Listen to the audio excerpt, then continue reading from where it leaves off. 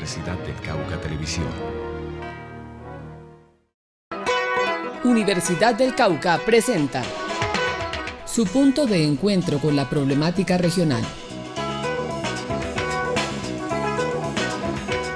Un espacio de diálogo y reflexión.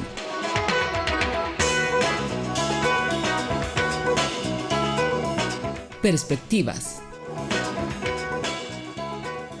Saludos, ¿qué tal amigos? Bienvenidos a su programa Perspectivas, un programa de opinión y actualidad que realiza la Universidad del Cauca. Saludamos a esta hora a todos nuestros televidentes que nos ven por Zoom, Canal Universitario Nacional y nuestros canales locales. Hoy con un invitado de lujo aquí en el programa Perspectivas.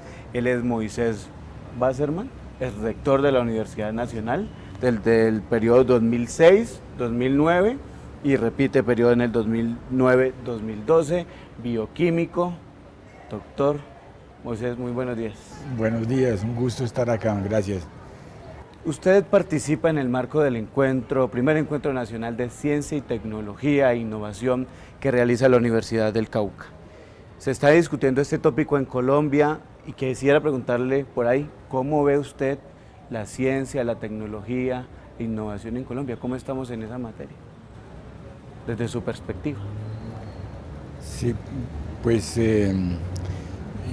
yo siempre tiendo a ver el vaso medio lleno y compararlo con el medio vacío, ¿no? Indudablemente ha habido progresos los últimos 30 años, pues ha crecido mucho la comunidad científica del país, se han multiplicado los grupos, se han multiplicado las investigaciones, las publicaciones, hay excelentes proyectos y también excelentes productos, y ese es el vaso medio lleno. El medio vacío es que estamos muy lejos de tener la actividad que necesitamos para un desarrollo integral, completo del país. Estamos invirtiendo una suma realmente muy baja en investigación más desarrollo.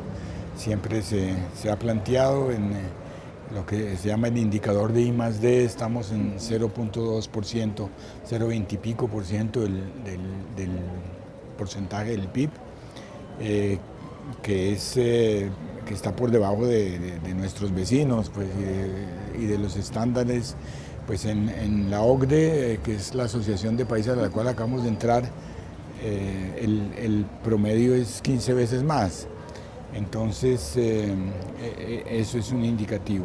Y la verdad es que en los últimos años eso no ha mejorado. El 10% propuesto de las regalías, infortunadamente, en mi opinión, se reglamentó mal y esa reglamentación llevó a un gasto desordenado e ineficiente, que terminó con una transferencia de parte de esos recursos a otras necesidades de carreteras, vías 4G, vías que no tienen que ver con ciencia, infortunadamente, y el presupuesto estatal para la ciencia ha disminuido y eso es muy infortunado. Entonces ese vaso medio vacío es importante resaltarlo, porque creo que el país necesita una decisión política fuerte de expansión de su actividad científica y tecnológica. ¿Qué es esa decisión fuerte en su opinión? O sea, ¿cómo darle ese vuelco? Pues obviamente el presupuesto es la base, porque a pesar de que digan todo lo que quieran decir, sin recursos no se puede hacer. Ese lema de que hagamos más con menos, pues no funciona.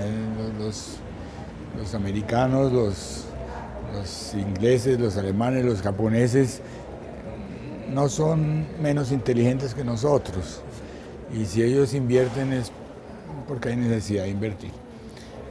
O sea que eso es una base indudablemente, pero fuera de eso necesitamos la construcción de una buena institucionalidad. Nuestra institucionalidad es muy frágil, muy débil, no tiene presencia en los círculos decisorios del país. Precisamente hace una semana o semana y media se aprobó en el en la Cámara un proyecto de ley creando el Ministerio de Ciencia, Tecnología e Innovación. Me parece que está lejos todavía de llegar a ser una realidad, pero me parece que sería un paso.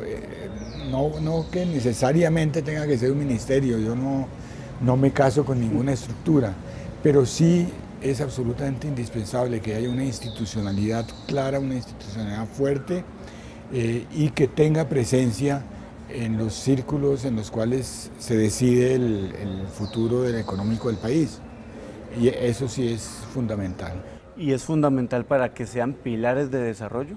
Claro, por supuesto. Es que yo creo que ahora ya ni siquiera hay que decirlo. Es tan autoevidente con todos los ejemplos que hay en el mundo que casi que ni siquiera hay que argumentar. No hay desarrollo económico, social, cultural, sin una base fuerte de investigación científica y creación de conocimiento. En ese sentido, el paso que se dio en la creación de ese ministerio es por ahí, así no nos casemos con una fórmula, es pensar en nuevas... Sí, indudablemente, es pensar en fortalecer la institucionalidad de la ciencia y eso me parece a mí muy importante. No termina ahí, obviamente, como decía, se necesita presupuesto, se necesita programas de fomento, de expansión, de apoyo, de formación, hay muchísimas cosas, por supuesto, que se pueden hacer, pero la construcción de una buena institucionalidad es fundamental. Doctor Moisés Wasserman, vamos a la primera pausa, a nuestro primer corte comercial y ya volvemos a nuestro programa Perspectivas. Somos academia, somos región, somos paz. Somos la Universidad del Cauca. Llevamos 190 años trabajando por el desarrollo científico, tecnológico y cultural del país. Hacia una universidad comprometida con la paz territorial.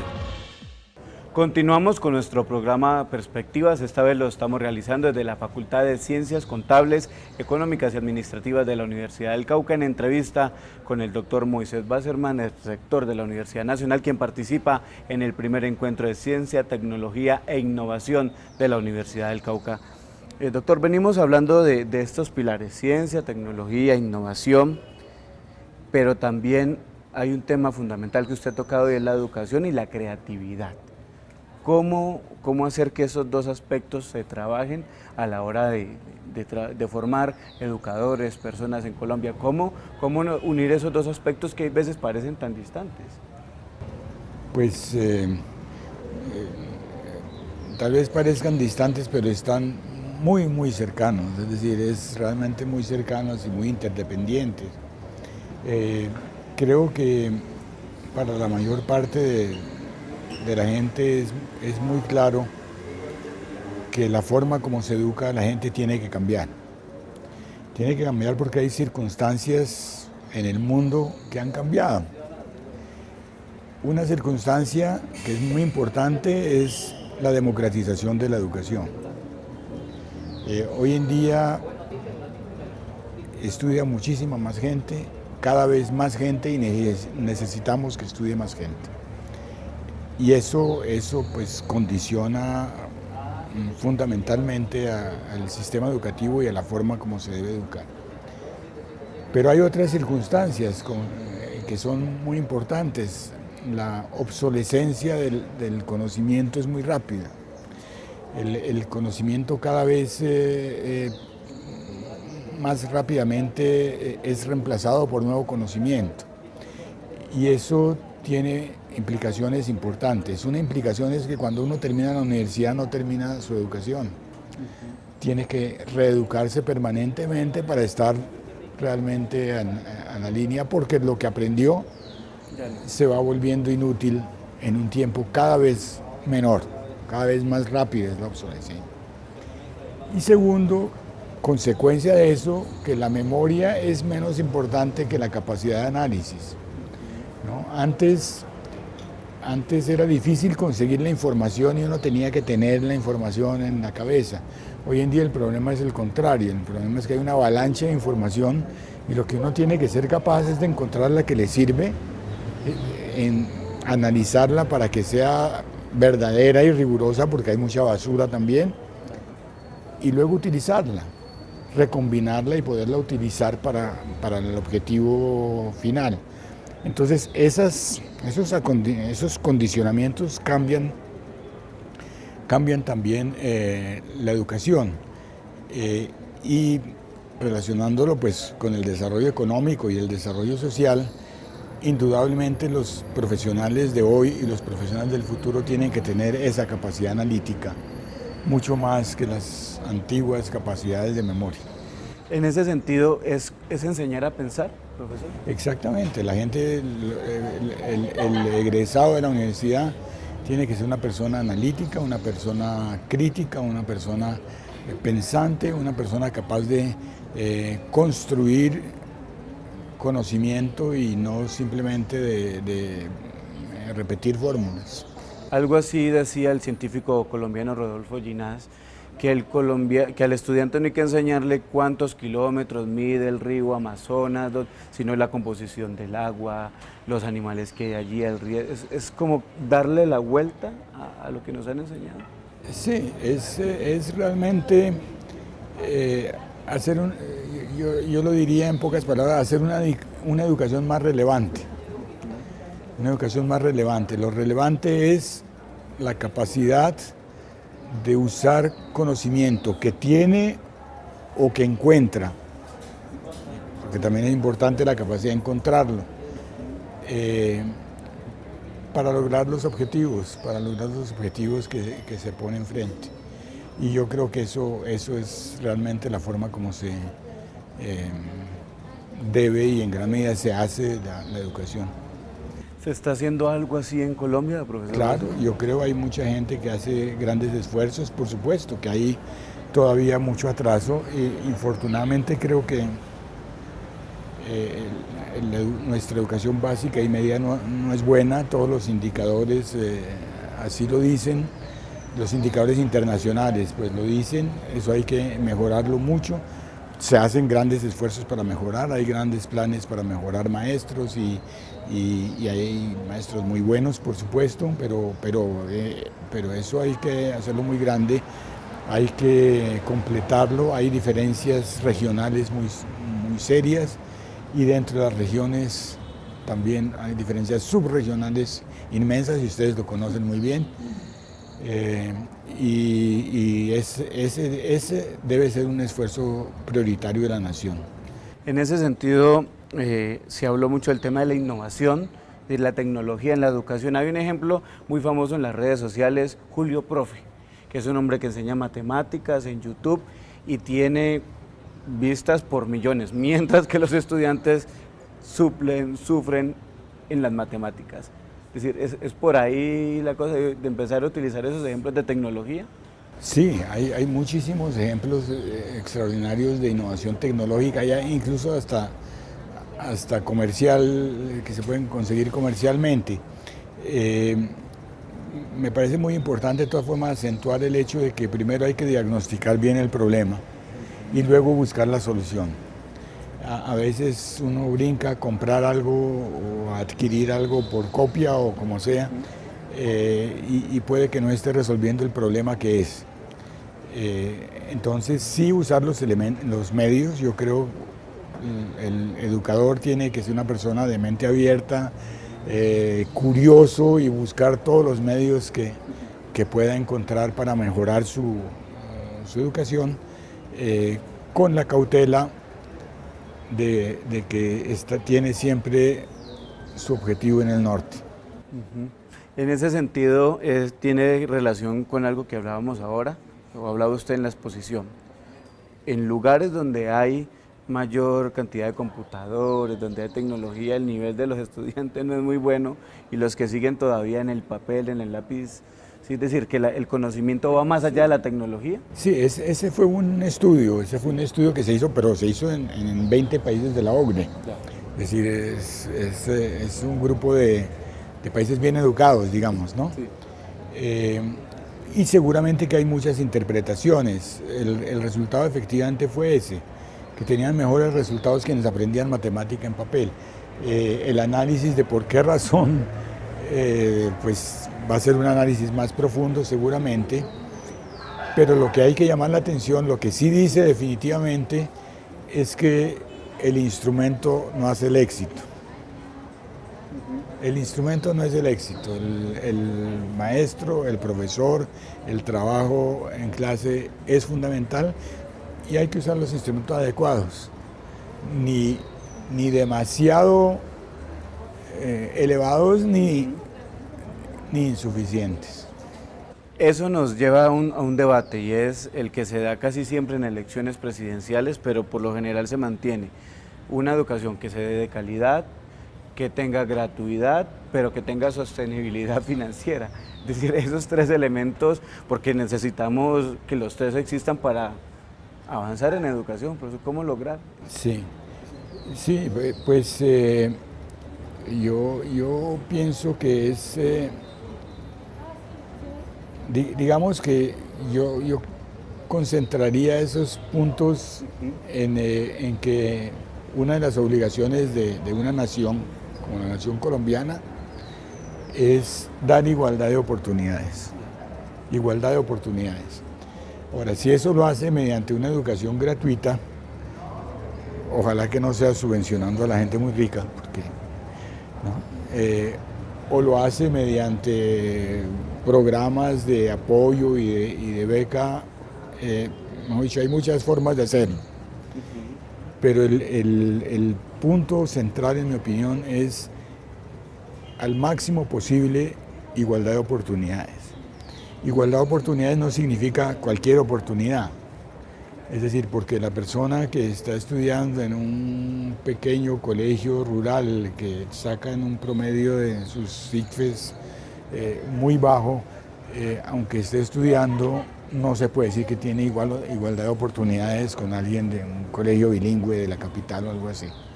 Entonces, no es solamente dar la oportunidad de estudiar, hay que dar una calidad equivalente, una calidad educativa equivalente. Y ese es un deber del Estado, es un deber del Estado.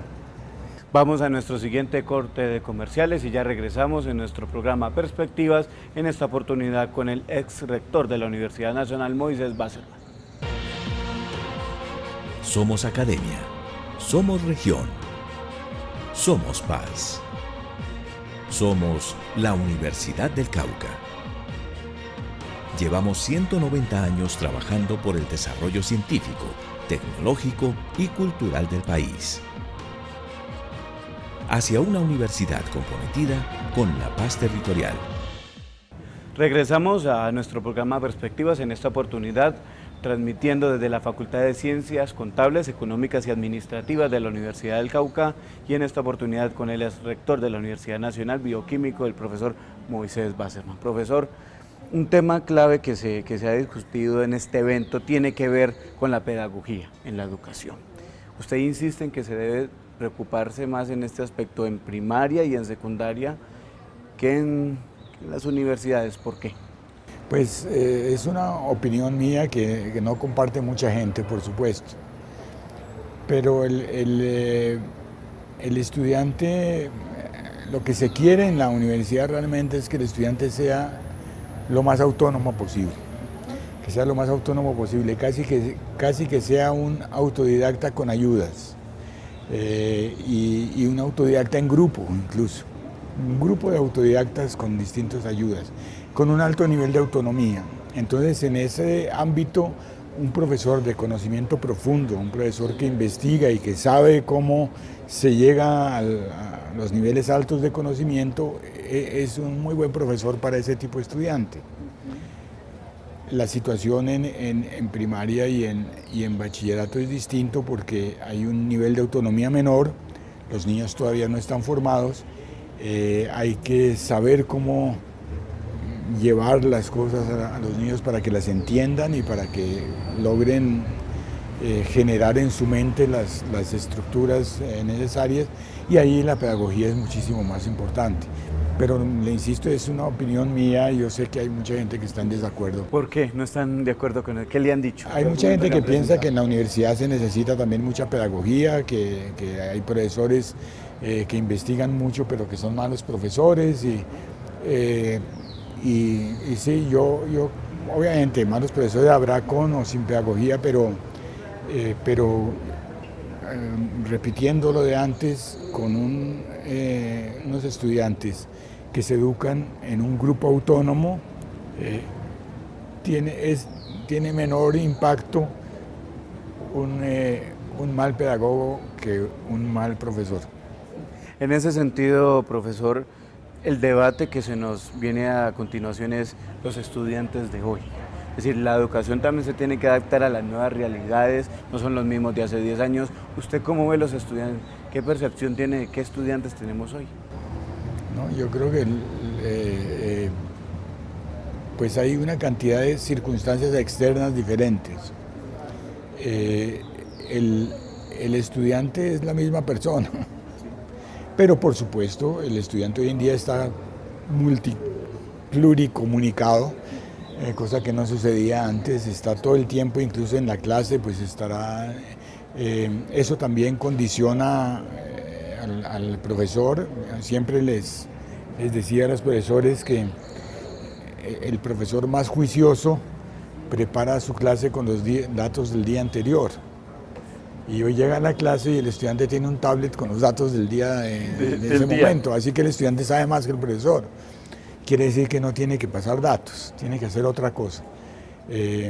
Y esas circunstancias externas de la conectividad, de la forma como se expresan ahora los estudiantes, se expresan en un lenguaje distinto, en un lenguaje a veces más visual y de imágenes que de palabras, y todo, pues obviamente que todo eso hay que tenerlo en cuenta para la construcción de una buena pedagogía.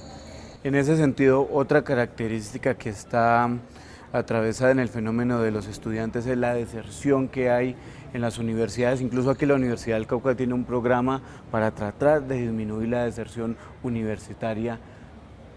¿Ha aumentado el desencanto en la educación? ¿Qué está pasando con los jóvenes? Porque es un fenómeno que crece mucho en las universidades del país. Sí, yo creo que no hay ningún programa que tenga un mayor costo-beneficio que un programa que luche contra la deserción. La deserción es un fenómeno muy infortunado, pues causa pues a veces tragedias personales, modifica las vidas y por el otro lado causa también una pérdida de recursos muy importante para las universidades y para la nación, que es muy infortunada porque se podría aprovechar mejor. O sea que realmente hay que concentrarse en disminuirla. Hay deserción por muchas causas. Hay causas económicas, esas deberían combatirse muy rápida y enérgicamente con sistemas de apoyo y sistemas de bienestar. Hay causas académicas que pueden, por lo menos en algunos casos, suplirse con apoyos académicos adicionales. Hay algunos casos pues, que no, y entonces somos humanos, ¿no? Pero muchísimos casos se puede con apoyo académico.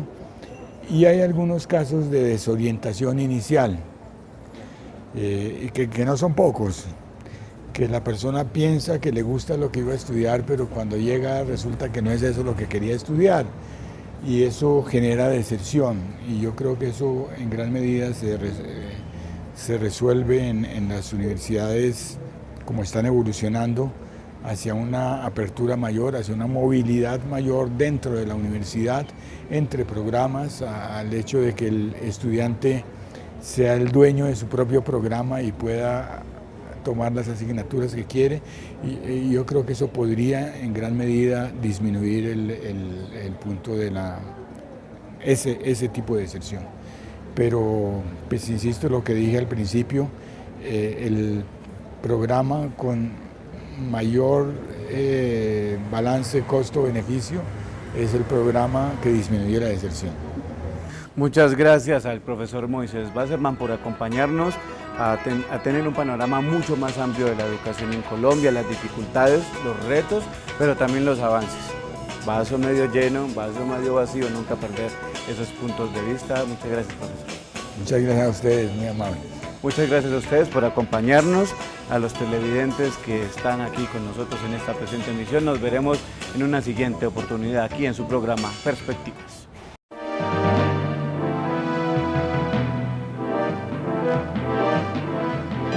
Universidad del Cauca Televisión.